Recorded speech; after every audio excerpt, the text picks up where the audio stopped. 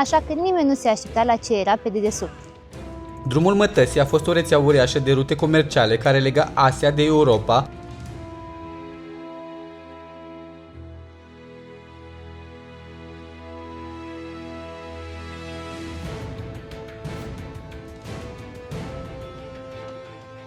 Dacă se numesc așa, înseamnă că ei de fapt nu sunt pini, doar s-au camuflat sub formă de pini?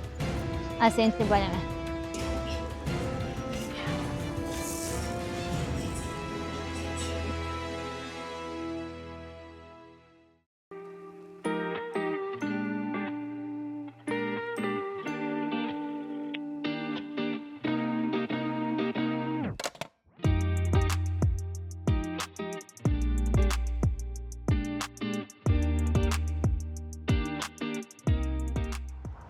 Bună dimineața din Xi'an, un loc cu o istorie incredibilă și una din cele mai vechi capitale ale Chinei. Aici au domnit mari dinastii și tot de aici a început faimosul drum al Mătăsii. Astăzi mergem să vizităm un loc deosebit, unic în lume și mai exact Armata de Teracotă. Drumul Mătăsii a fost o rețea uriașă de rute comerciale care lega Asia de Europa, activă timp de peste 1000 de ani. Numele vine de la cel mai prețios produs al acelor vremuri, mătasea chineză. Din Xi'an, caravanele porneau spre vest, ducând mătase și aducând în schimb aur, vin, mirodenii și pietre prețioase.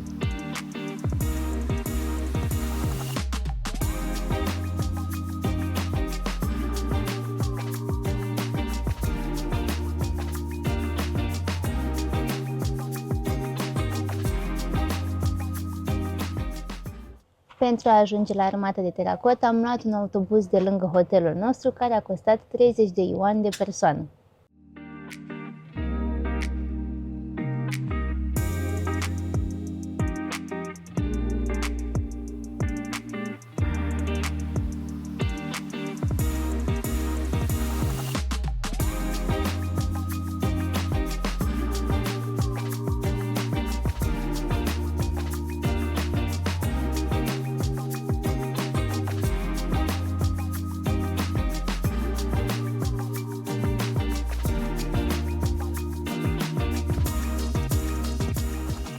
Autobuzul ne-a lăsat chiar aici, la intrarea în complexul Armatei de Teracotă, iar în spatele meu se află o statuie uriașă a împăratului Qin Shi Huang.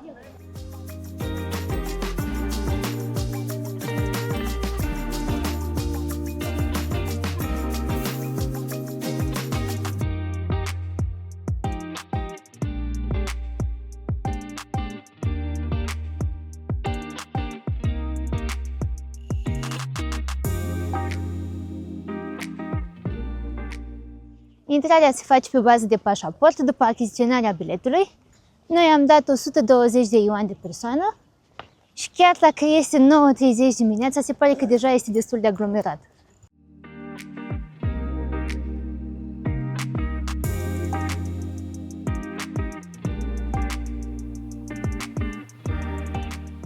Dar înainte să intrăm în complex, vreau să vă zic ceva despre acest loc. Noi suntem la 30 de kilometri de Xi'an, în districtul Lintong. Aici, în 1974, niște fermieri care săpau o fântână au descoperit ceva ciudat. Niște fragmente de lut ars, așa că nimeni nu se aștepta la ce era pe dedesubt. O armată de teracotă creată pentru primul împărat care a unificat China, Qin Shi Huang.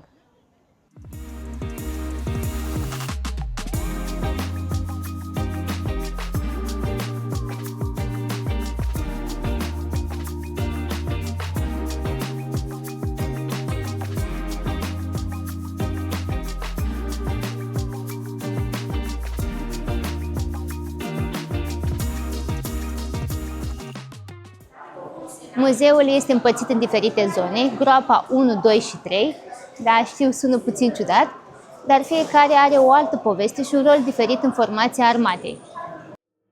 Această armată impresionantă a fost creată pentru primul împărat al Chinei unificate. El a urcat pe tron la doar 13 ani după moartea tatălui său și încă de atunci a ordonat construcția propriului mormânt. Obsedat de ideea de nemurire, a căutat elixire magice și a vrut ca viața de apoi să fie o continuare a puterii sale pământești. Mormântul său și armata de teracotă reprezentau o versiune eternă a imperiului pe care îl crease în timpul vieții.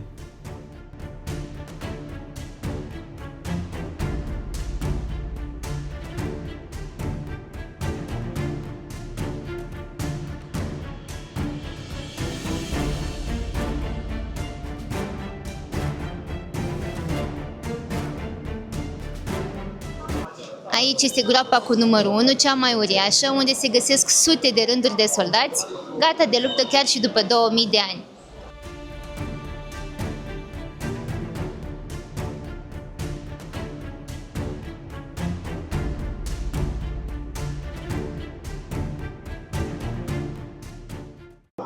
Ceea ce impresionează aici este diversitatea. Niciun soldat nu este la fel, chiar și expresia feței este diferită.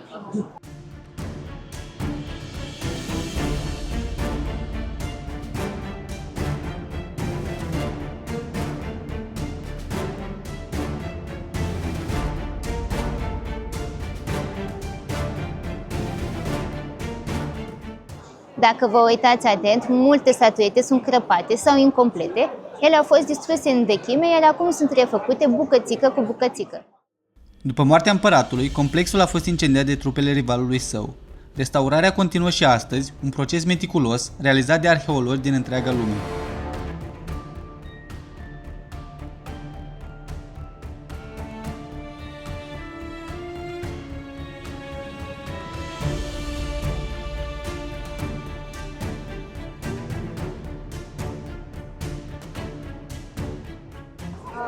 Pot să zic că aici este un loc unde ai nevoie de foarte multă răbdare.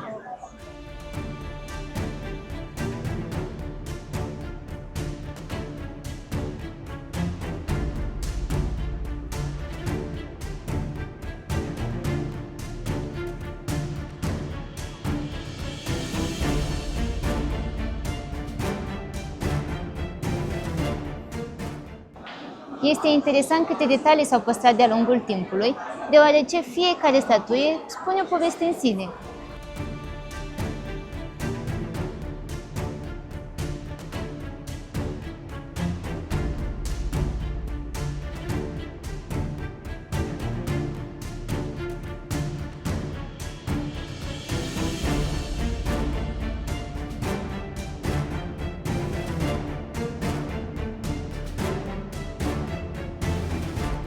În total au fost identificate peste 8.000 de soldați, 130 de care și 600 de cai. Dacă inițial figurinele erau colorate în culori vii, cum ar fi verde, roșu, albastru sau violet, imediat ce au fost expuse la aer, culorile s-au pierdut.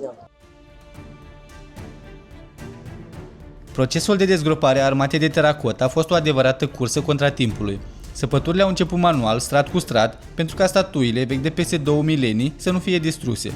Multe dintre ele au fost găsite sfărâmate, acoperite de pământ și cenușă.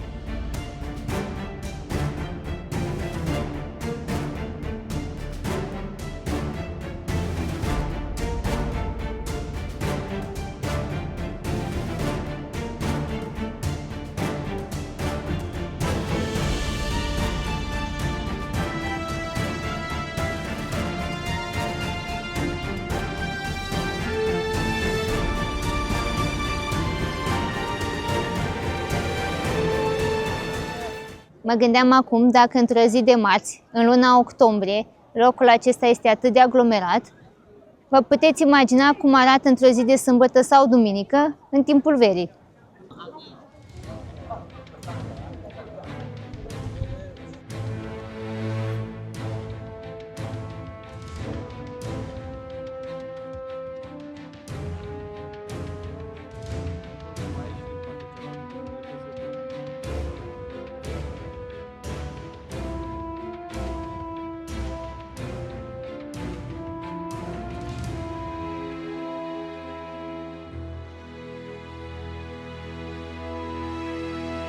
Aici se află groapa cu numărul 2. Este cea care arată cel mai bine strategia armatei lui Qin Shi Huang. Aici au fost descoperiți arcași, cavaleri și care de luptă. Toți erau aranjați în formație perfectă, ca și cum ar fi fost gata să pornească în bătălie.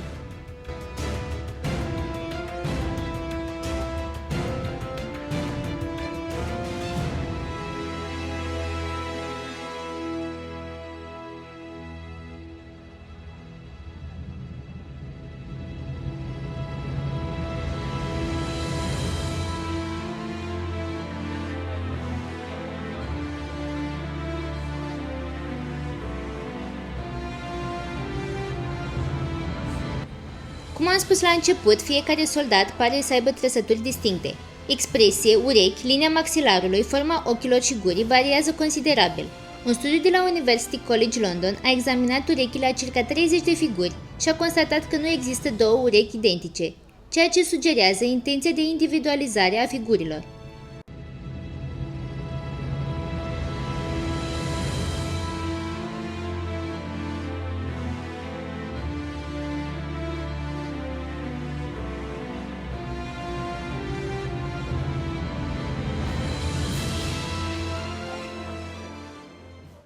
Se găsesc și tonomate de unde poți să-ți achiziționezi suveniruri, magneți, plușuri, toate cu tematica soldaților de teracotă.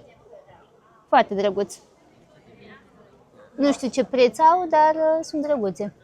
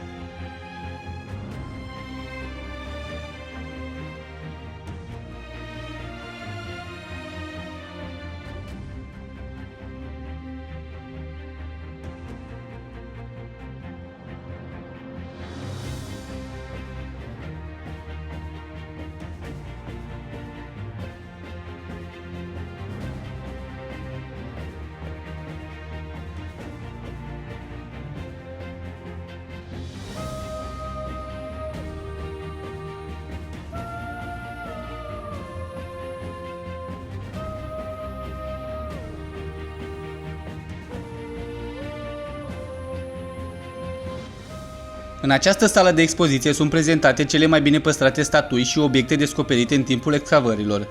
Aici poți vedea în detaliu expresiile fețelor, culorile originale și armele din bronz.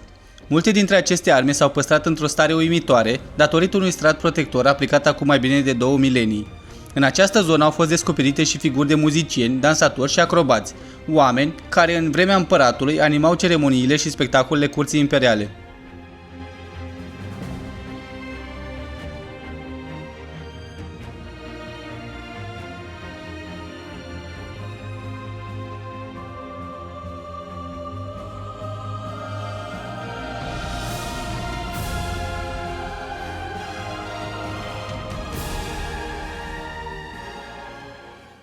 Am terminat de vizitat complexul unde se află armata de teracotă, iar acum ne îndreptăm spre mausoleu, unde se află mormântul împăratului.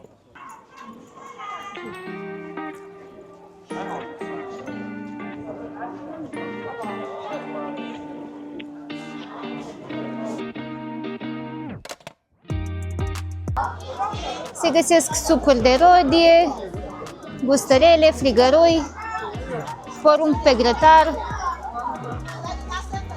tot felul de plăcințele,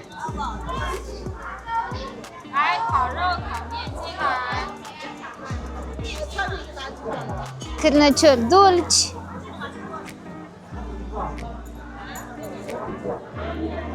McDonald's în caz că cineva vrea un burger, locuri unde poți să mănânci, suveniruri, tot felul de statuete.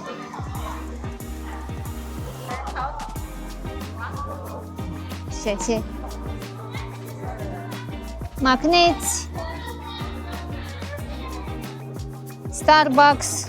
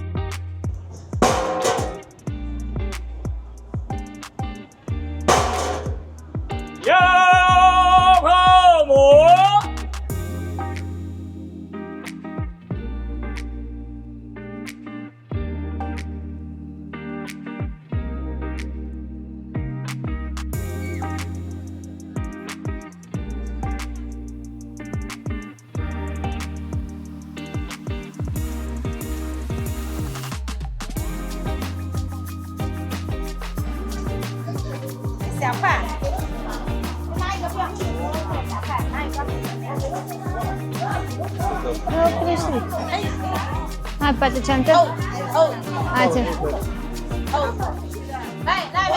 Am zis că până la masă aș vrea o gustare, așa că Laur mi-a luat o turtă cu tot felul de verdețuri, tot prăjit în 10 kg de ulei.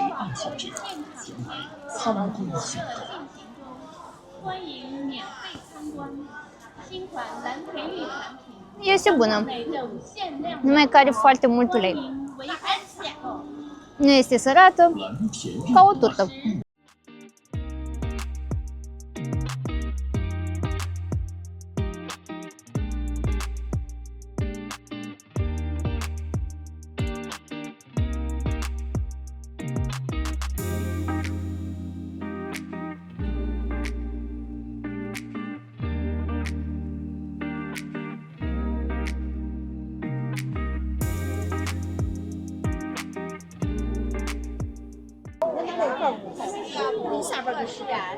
Hello, Rory, 10 yuan. Calcutta, 10 yuan. 10 yuan.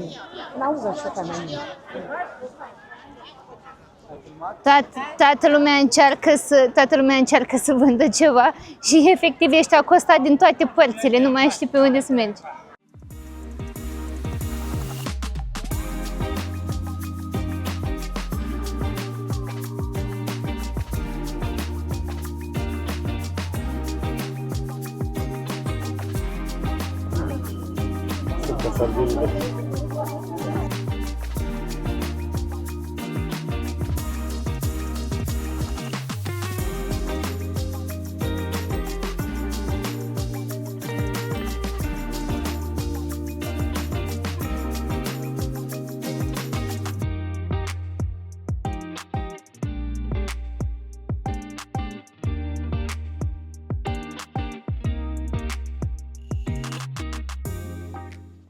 Locul acesta este efectiv uriaș, dar este foarte bine organizat și l-au transformat să te facă să te simți ca într-un mini-orășel.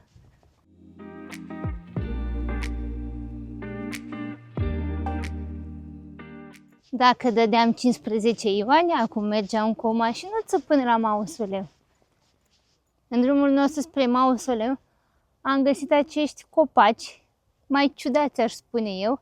N-am mai văzut până acum cu o scoarță atât de colorată, mixată, și văd că în unele părți se deslipește efectiv și rămâne mai deschisă la culoare. Interesant. O să căutăm și o să punem denumirea în descriere. Am căutat acum pe internet și se pare că acel copac se numește pin camuflaj și l-am întrebat acum pe Laur dacă se numesc așa, înseamnă că ei de fapt nu sunt pini, doar s-au camuflat sub formă de pini? Asta e întrebarea mea. Creier. Am ajuns la mausoleumul împăratului, se află chiar aici, iar în spate se află mormântul care este ascuns sub o movilă de pământ, înconjurat de mai multe gropi funerare, grajduri și un mic parc imperial. Deși armata de teracotă a fost descoperită de zeci de ani, mormântul împăratului nu a fost deschis nici până astăzi. Tehnologia actuală nu poate proteja comorile din interior. În sol s-au detectat urme de mercur, iar cronicile vechi vorbesc despre capcane menite să apere împăratul, chiar și după moarte. Așa că, până când știința va fi pregătită, mormântul rămâne un mister îngropat sub acest deal uriaș. Iar acum mergem să luăm autobuzul până la intrarea principală, de unde vom lua alt autobuz până în Xi'an.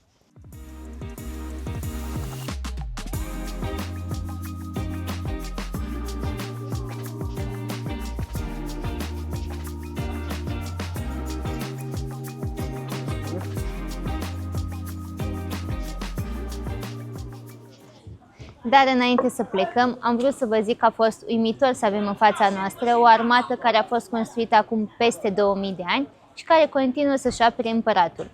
Ea nu reprezintă doar un sit arheologic, ci este și un simbol al ambiției și al fricii de moarte a unei civilizații care a vrut să învingă timpul.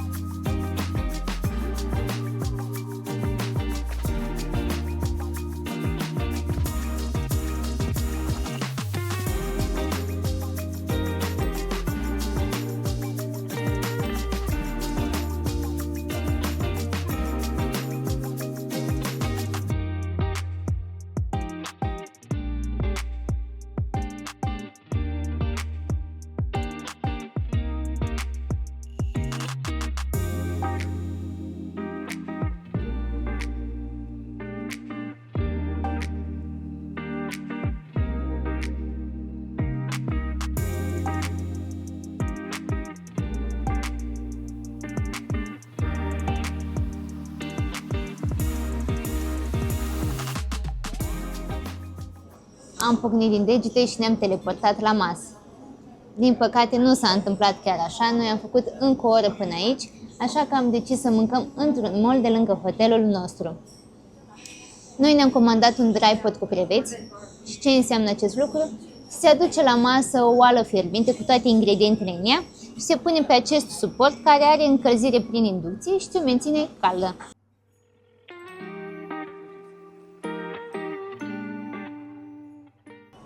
În dry pot avem creveți, bineînțeles, porumb,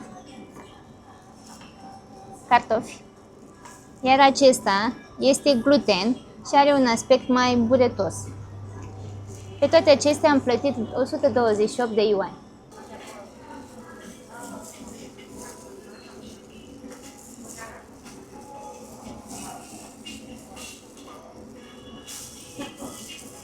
Să vedem ce gust au acești creveți. Arată delicios.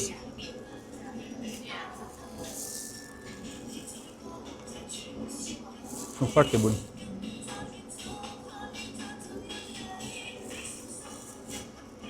Chiar sunt buni. Să încercăm acest gluten, să vedem. Arată ca soia, sincer.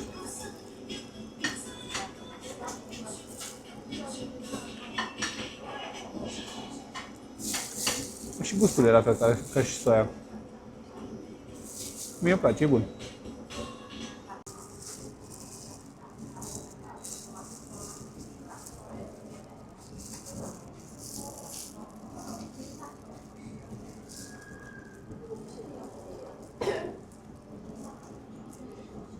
Sunt buni, sunt fragezi și bineînțeles că au același condiment pe care îl găsim aici în majoritatea mâncărilor din China. Ne-am căutat pe internet, dar nu știm exact ce este. Presupun că este un mix de ingrediente, dar dacă voi ați fost în China și știți exact ce este, să ne scrieți în comentarii ca să știm și noi.